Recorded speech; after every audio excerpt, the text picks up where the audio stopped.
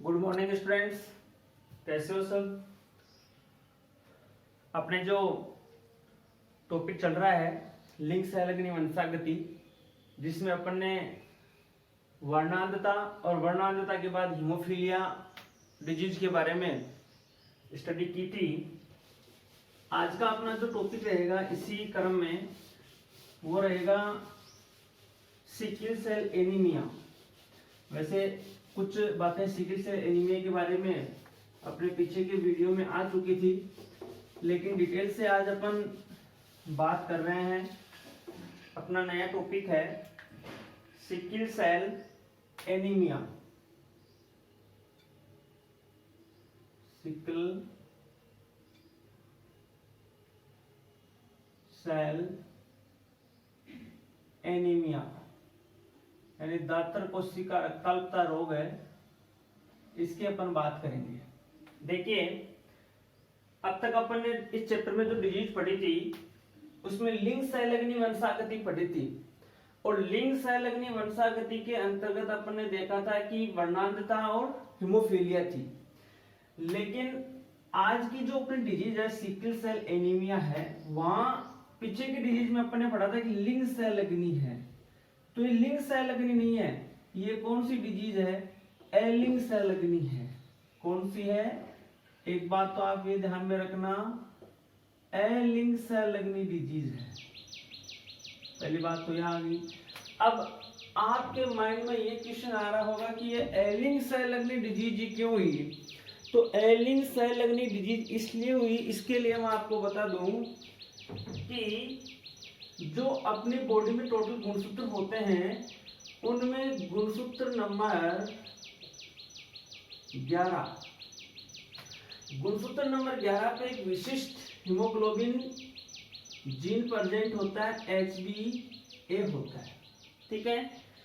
अब जब ये विशिष्ट हीमोग्लोबिन जीन HbA है, इसमें जब उत्परिवर्तन होता है, मतलब अचानक कोई परिवर्तन होता है, तो इसमें जब उत्परिवर्तन होता है तो ये किस में कन्वर्ट हो जाता है? HbS में कन्वर्ट हो जाता है।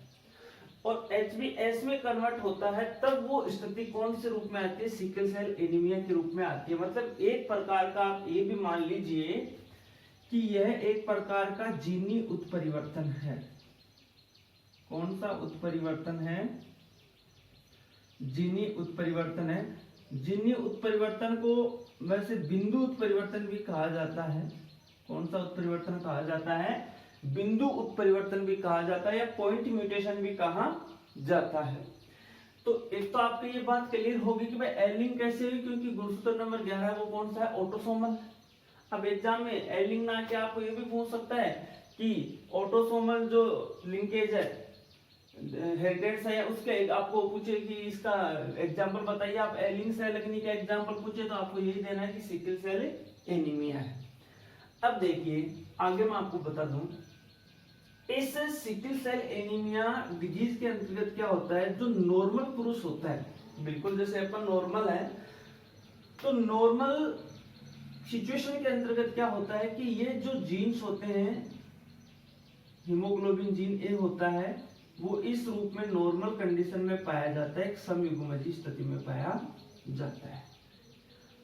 लेकिन जब यह जीन इस विषम युग्मजी कंडीशन में, क्योंकि आपको पता है क्योंकि युग्म विकल्प के रूप में होंगे, तो यदि इस रूप में होगा तो ये तो नहीं कह सकते विषम युग्मजी स्थिति में कि भाई सिकल सेल एनीमिया डिजीज हो सकती है, ऐसा नहीं होता। लेकिन सिकल सेल एनीमिया डिजीज के जो लक्षण हैं, जो ट्रेड्स हैं, वो मुख्य रूप से क्या होंगे इसके अंतर्गत आपको मिलेंगे जरूर। अब देखिए सेकंड कंडीशन, यदि समयुग्मजी कंडीशन में दोनों म्यूटेट जो जीन्स हैं वो प्रेजेंट हों, तब वो व्यक्ति क्या होगा? सिकल सेल एनीमिया डिजीज क्या होगा? डिसऑर्डर होगा। तो उसमें कौन सी होगी बीमारी? सिकल सेल एनीमिया होगी। अब ये जनकों से संततियों में संचरित कैसे होता है? तो जनकों से जब संततियों में संचरित होता है तो उसके लिए अपन को ये बात मुख्य रूप से ध्यान में रखनी है कि जब दोनों जनक पीढ़ी से संततियों में तभी संचरित होगा जब विषम युग्मजी सिचुएशन होगी। यानी विषम युग्मजी सिचुएशन कैसे होगी? वो मैं आपको बता दूं, विषम युग्मजी कंडीशन तब होगी जैसे ये एक युग्म विकल्पी के रूप में अपन ले तो ये एक पेड़ हो गया इसके अंतर्गत, और ये हो गया दूसरा पेड़ हो गया। जब अपन इनको गैमेट्स में डिवाइड करते हैं, जनक पीढ़ी है, कौन सी पीढ़ी है? जनक पीढ़ी है। तो जनक पीढ़ी के अंतर्गत अब इसको अपन जैसे गैमेट्स में डिवाइड करें तो देखिए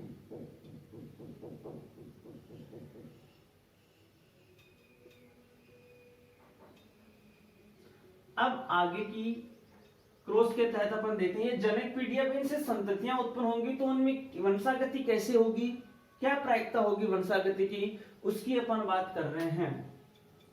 तो देखिए जब अपन ये एक कंडीशन हो जाएगी तो HBA है और HBA ये एक संतति हुई, और मैंने शुरू में कहा था कि समयुग्मजी यदि जो जीन है HBA है जो नॉर्मल कंडीशन में पाया जाता है तो ऐसी जो संततियां उत्पन्न होंगी वो बिल्कुल कैसी होंगी? नॉर्मल होंगी। क्या होंगी? नॉर्मल होंगी। दूसरी देखिए ये मेथड है, तो ये मैंने आपको जस्ट पहले बताया है कि विषम युग्मजी जो कंडीशन होगी उसमें क्या होगा? हीमोफीलिया जो डिजीज है उसके क्या मिलेंगे? ट्रेट लक्षण मिलेंगे उसके। तो इसमें क्या मिलेंगे? सॉरी, सिकल सेल के क्या मिलेंगे? सिकल सेल के क्या मिलेंगे? इसके अंतर्गत लक्षण मिलेंगे। और दूसरी देखिए फिर वही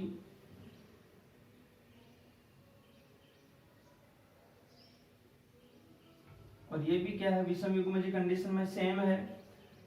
और ये देखिए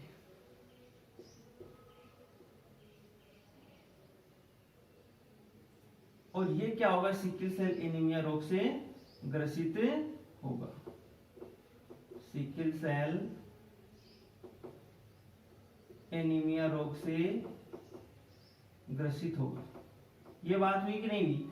यानी सीधी सीधी सी बात है, कहने का मतलब यह है कि जब जनक पीढ़ी हो विषम युग्मजी सिचुएशन में, विषम युग्मजी कंडीशन में है, तो विषम युग्मजी कंडीशन के अंतर्गत होगा कि जब जनक पीढ़ी में क्रॉस की प्रोसेस के तहत अपन बात करते हैं तो इसके अंतर्गत आपको ध्यान में रखना है कि पूरे क्रॉस से आप क्या सीख रहे हो।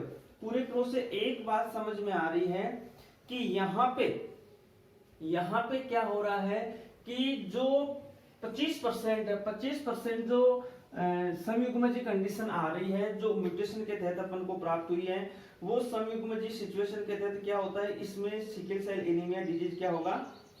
पाया जाएगा। लेकिन 50% क्या होंगे? जो समयुग्मजी कंडीशन होगी उसके अंतर्गत क्या होंगे? जो लक्षण है वो लक्षण क्या होंगे? उसके अंतर्गत विद्यमान होंगे। अब देखिए तो जिसमें समयुग्मजी, क्योंकि विषमयुग्मजी वालों में तो क्या है कि समयुग्मजी विषमयुग्मजी में आपको क्या दिखाई दे रहा है? क्योंकि इसके अंतर्गत देखिए समयुग्मजी कंडीशन और विषमयुग्मजी में क्या होगा? विषमयुग्मजी कंडीशन में व्यक्ति क्या होगा? लक्षण तो होंगे लेकिन वो सामान्य होंगे, यानी उसमें जो हीमोग्लोबिन है आरबीसी उसकी शेप में कोई ज्यादा चेंजेस नहीं आना है। लेकिन जो समयुग्मजी कंडीशन आपको दिखाई दे रही है इसको अपन ये कह सकते हैं कि भाई नॉर्मल नहीं है। कौन सी कंडीशन? डिसऑर्डर्ड कंडीशन है। कौन सी है? डिसऑर्डर्ड है। तो इस सिचुएशन के अंतर्गत ये होना है कि ये सिकल सेल एनीमिया से रोग से क्या हो जाएंगे? ग्रसित होंगे, और ये तो नॉर्मल कंडीशन है। अब ये तो क्रॉस की बात मैंने आपको बता दी। अब होता कैसे वो देखिए, इस प्रोसेस के तहत होती प्रोसेस है वो इस प्रकार से होती है कि नॉर्मल यदि अपन बात करें, नॉर्मल किसी भी प्रोसेस की बात करें तो ये होता है कि मुख्य रूप से कि जो डीएनए होता है, द्विरज्जु के डीएनए होता है, उसके अंतर्गत अपन बात करते हैं तो नॉर्मल जो केस होता है, तो नॉर्मल केस के अंतर्गत जो द्विरज्जु के डीएनए होता है उसमें जो आपने देखा होगा कि जेनेटिक जो कोड होते हैं, जैसे नॉर्मल कंडीशन में आपको बता दूं, इधर ले रहा हूं एक ये कंडीशन में आपको ले रहा हूं, बिल्कुल नॉर्मल कंडीशन है, ये कंडीशन है, और एक कंडीशन में आपको कौन ले रहा हूं? डिसऑर्डर्ड कंडीशन ले रहा हूं। डिसऑर्डर्ड का मतलब बोले तो रोग से ग्रसित कंडीशन ले रहा हूं। इस सिचुएशन में देखिए जो डीएनए होता है भाई, डीएनए की द्विरज्जु की तो डीएनए होता है ना, तो द्विरज्जु के जो डीएनए होता है, इस द्विरज्जु के डीएनए के अंतर्गत जो जेनेटिक कोड है अपन देखते हैं नॉर्मल किस रूप में पाया जाएगा, इस रूप में पाया जाएगा। अब नाइट्रोजनी जो बेसेज होते हैं वो नाइट्रोजनी बेसेज क्या होते हैं, एक दूसरे से प्यूरिन होते हैं, पिरिमिडिन होते हैं, जो आप पीछे के अक्षर में पढ़ चुके हो कि वो क्या होते हैं, मुख्य रूप से बॉन्डेड होते हैं, जिसमें से ग्वेनोसिन है वो किससे होता है, साइटोसिन के साथ, एडेनिन थाइमिन के साथ, और ये किसके हो जाएगा, इसके साथ बॉन्डेड होगा। ये डीएनए की केस स्टडी रहेगी, नॉर्मल कंडीशन के अंतर्गत रहेगी। लेकिन जब अपन बात करते हैं कि डिसऑर्डर कंडीशन में क्या होगा, डिसऑर्डर कंडीशन में ये होना है कि ये जो डीएनए है, इस डीएनए में जो एडेनिन जो नाइट्रोजनी बेसेस है उसमें क्या आना है, चेंज आना है, म्यूटेट हो जाएंगे। तो इस कंडीशन में हो जाएंगे, इस कंडीशन में वो क्या हो जाएंगे, म्यूटेट हो जाएंगे। ये एक डीएनए की नॉर्मल केस रहेगा और ये डिसऑर्डर कंडीशन में केस रहेगा। सेकंड, जब इस डीएनए से एमआरएनए बनता है, एमआरएनए की प्रोसेस से आप पीछे के अक्षर में पढ़ चुके हो कि अनुलेखन की प्रोसेस होती है, ट्रांसक्रिप्शन की प्रक्रिया होती है। तो डीएनए से क्या क्या निर्मित होता है, क्या निर्मित होता है, डीएनए से एमआरएनए का निर्माण होता है। तो इस केस में आप इतना ध्यान रखना मुख्य रूप से कि इसमें क्या होना है, तो वो मैं आपको मुख्य रूप से बात बता दूं कि जब एमआरएनए का निर्माण होना है तो ये क्या बन जाएगा, ग्वेनिन, एडेनिन, और ये क्या बन जाएगा, ग्वेनिन हो जाएगा। और डिसऑर्डर्ड कंडीशन में भी देखते हैं जैसे चेंज होना है तो ये ग्वेनिन हो, लेकिन एडेनिन तो थायमिन होना चाहिए, लेकिन आपको पता है कि आरएनए में थायमिन नहीं होता, आरएनए में क्या होता है, यूरेसिल नाइट्रोजनिक क्षारक होता है। तो ये क्या बन जाएगा, यूरेसिल, और ये क्या बन जाएगा, ग्वेनिन बन जाएगा। ये नाइट्रोजनी बेसिस में क्या होना है, कुछ चेंज होना है। अब देखिए यहाँ पे जब हीमोग्लोबिन का निर्माण होता है तो हीमोग्लोबिन के निर्माण की प्रक्रिया में क्या होना है, मुख्य रूप से कि जो हीमोग्लोबिन की श्रृंखलाएं होती हैं, एक बीटा श्रृंखलाएं होती है, अल्फा श्रृंखलाएं होती हैं, तो उस श्रृंखलाओं में क्या होता है, आपको पता है एक विशिष्ट प्रकार का जो जेनेटिक कोड होता है, जैसे आपने पढ़े थे अनुवांशिक कोड पढ़े थे, और टोटल जो एमिनोमल होते हैं उनको क्या करते हैं, वो कोड करते हैं। टोटल 64 प्रकार के आपने उसमें पढ़े थे, जिसमें आपने सेंस भी पढ़े थे, नॉन सेंस भी पढ़े थे। 11th क्लास में इतनी बेसिक बातें आपने पढ़ी थी। आणविक जो अपने मोलिकुलर बायोलॉजी पढ़ी थी, लगभग 11-12वां चैप्टर था। तो जब ये जो विशिष्ट प्रकार का जो आनुवंशिक कोड होता है, ये विशिष्ट प्रकार का आनुवंशिक कोड होता है, वो क्या होता है, विशिष्ट प्रकार के एमिनोमल को क्या करता है, कोड करता है। तो अपना क्वेश्चन भी आया था वहां पे कि जेनेटिक कोड क्या होते हैं, विशिष्ट होते हैं, जेनेटिक कोड क्या होते हैं, कोमालेस होते हैं, ये बात अपन ने पढ़ी थी। तो एक विशिष्ट जो आनुवंशिक कूट होता है, आनुवंशिक कोडोन होता है, वो एक विशिष्ट एमिनो अम्ल को ही क्या करता है, वो कोड करता है। तो अब इस केस में देखिए आप, जब अपन के हीमोग्लोबिन की बीटा चेन होती है, जो बीटा श्रृंखला होती है, उसमें एमिनो अम्ल क्या होते हैं, प्रेजेंट होते हैं। और देखिए जो 6 नंबर का एमिनो अम्ल है सीरीज के अंतर्गत, 6 नंबर का एमिनो अम्ल है, वो कौन सा होता है, ग्लूटेमिन होता है। कौन सा होता है, ग्लूटेमिन होता है। मैंने यहाँ शॉर्ट में लिख दिया GLU, हालांकि मैं आपको लिख दूं यहाँ, वो कौन सा होता है, ग्लूटेमिन होता है। तो ये जो GAG जेनेटिक कोड है, ये हीमोग्लोबिन की जो बीटा चेन है, उस बीटा चेन में 6 नंबर पर जो ग्लूटेमिन एमिनो अम्ल होता है, ग्लूटेमिन एमिनो एसिड होता है, उसको क्या करता है, कूट करता है, उसका कोड करता है। लेकिन ये तो नॉर्मल कंडीशन की बात चल रही है कि नॉर्मल कंडीशन में डीएनए की सीक्वेंस होगी, ये आरएनए की सीक्वेंस होगी, और ये बीटा चेन की क्या होगी, हीमोग्लोबिन की सीक्वेंस होगी। लेकिन जब डिसऑर्डर्ड कंडीशन की बात आती है, इसके अंतर्गत क्या होना है, अब ये जो यहाँ भाई ये तो है नहीं, क्योंकि यहाँ GAG है जेनेटिक कोड, यहाँ तो GUG है, तो ये तो है नहीं कि ग्लूटेमिन को क्या करेगा, ये कोड करेगा, जबकि ग्लूटेमिन का कोड होना जरूरी है हीमोग्लोबिन के लिए। तो ये क्या करेगा, GUG होगा, वो 6 नंबर का जो ग्लूटेमिन है, ध्यान से सुनना, कि 6 नंबर का जो ग्लूटामिन है उस 6 नंबर के ग्लूटामिन के स्थान पे एक विशिष्ट प्रकार का जो एमिनो अम्ल होता है वेलिन, ध्यान से सुनना, तो कौन से को कोड करेगा, यहाँ पे कौन सा आ जाएगा, वेलिन आ जाएगा। यहाँ पे कौन सा आ जाएगा, 6 नंबर पे वेलिन आ जाएगा। तो इसका मतलब नॉर्मल कंडीशन में ये जो जेनेटिक कोड है वहां बीटा चेन में 6 नंबर पे ग्लूटामिन एमिनो अम्ल का कोड हो रहा है, लेकिन उत्परिवर्तन के तहत ये चेंज हो रहा है और ग्लूटामिन के स्थान पे कौन सा आ रहा है, वेलिन आ रहा है। भाई ये तो है नहीं कि भाई जीयूजी तो इसको तो करेगा नहीं, क्योंकि एक विशिष्ट एमिनो अम्ल होगा, सॉरी विशिष्ट आनुवंशिक कूट होगा, विशिष्ट एमिनो अम्ल को कोड करेगा। तो यहाँ जीएजी है वो तो ग्लूटामिन को कर रहा है, तो जीयूजी तो करने वाला नहीं है, तो यहाँ जीयूजी किसका कोड करेगा, फिर वेलिन एमिनो अम्ल का कोड करेगा। अब इस कंडीशन में क्या होता है, इस कंडीशन की अपन बात कर रहे हैं कि जब ऐसी प्रोसेस हो जाती है तो वो प्रोसेस के कौन सी केस में होती है, वो प्रोसेस इस केस में हो जाएगी। समझ गए मेरी बात, कौन से केस में, जब समयुग्मजी अप्रभावी तो है, प्रभावी रूप तो यही तो है नॉर्मल कंडीशन में, तो समयुग्मजी ये कौन सा रूप है, अप्रभावी रूप है मुख्य रूप से। विषम युग्मजी रूप में ऐसी कोई प्रॉब्लम नहीं होगी क्योंकि वो नॉर्मल केस होगा। हाँ उनमें कुछ चेंज होगा, कुछ ट्रेड्स मिलेंगे, कुछ लक्षण मिलेंगे, लेकिन उतने प्रभावी रूप से नहीं मिलेंगे। अब देखिए मैं आपको बता दूं कि अपन जब इसकी बात कर रहे हैं तो आपको इस सिकल सेल एनीमिया में क्या ट्रेड्स दिखाई देंगे। तो ट्रेड्स की सबसे पहले बात होती है, देखिए नॉर्मल कंडीशन में अपन देखते हैं कि क्या होती है, आरबीसी होती है।